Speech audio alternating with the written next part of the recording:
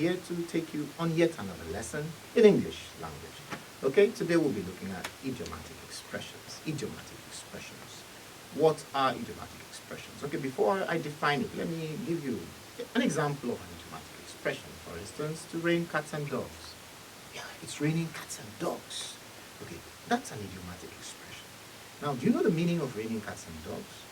Okay, we'll get to that in a bit, but first thing, define an idiomatic expression. What is an idiomatic expression? An idiomatic expression can simply be defined as an expression whose meaning cannot be derived from the meaning of the individual words that make up the idiomatic expression. For instance, to rain cats and dogs, or raining cats and dogs. Now, if you find out the meaning of rain and cats and dogs, you can't tell us what exactly to rain cats and dogs means. So you have to know the meaning of to rain cats and dogs in order to converse with people who also use the English language. So to rain cats and dogs, what does it mean? It means to rain heavily. You see? So the meaning to rain cats and dogs has nothing to do with the words rain, cats, and dogs. All right? Another example is a black sheep. So if I just told you, you watching me, you're a black sheep. You're a black sheep. What do you think I'm saying?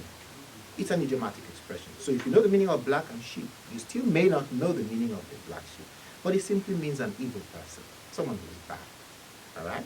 Okay? Another good example is to fall through. Oh, my plans fell through. If I say a sentence like that, what do you think I mean? To fall through. Do you know what it means? Does it mean to succeed or to fail? Well, let me shock you, it means to fail. So if you say, oh, their plans to meet the governor yesterday fell through. And you start jubilating, oh wow, it fell through. No, it actually means that they couldn't see the governor. All right? So those are idiomatic expressions. All right? So let's look at a few idiomatic expressions because, sincerely speaking, no single teacher can teach you all the idiomatic expressions there are in English. There are thousands and thousands of idiomatic expressions. But you need to know at least as much as you can so that whenever you're faced with an exam, there's always a part of your exams, especially the external exams, the WIOT and NECO and all of that, that require you to know idiomatic expressions because they will always test you. So a few idiomatic expressions. Number one, to lose face. If I say, Johnson loses face every time his teacher talks to him in class, what do you think I've said? I mean, Johnson is humiliated anytime his teacher talks to him in class. To lose face means to be humiliated. Okay? Another example would be to take something with a grain of salt. What does it mean? To take something with a grain of salt. It means to accept something with a doubt. You're doubting. They say, it's likely that the lockdown will be eased up. Like, I take that with a grain of salt because, the spike in the number and all of that, the cases of COVID-19, I take it with a grain of salt that the lockdown will be eased up. Okay? What of to smell a rat? To smell a rat. It means to be suspicious. To be suspicious. Okay? So we'll end the class now. I'll just give you a few idiomatic expressions and I want you to tell me what they mean. I want you to tell me what they mean. Number one, what does it mean to be close-fisted? Yeah, what does it mean to be close-fisted?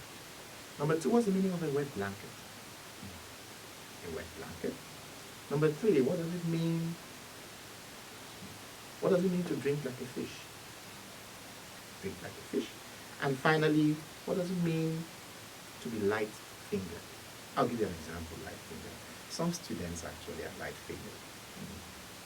So till I come your way again next time, my name is Michael Clement Bassi. I hope you stay safe.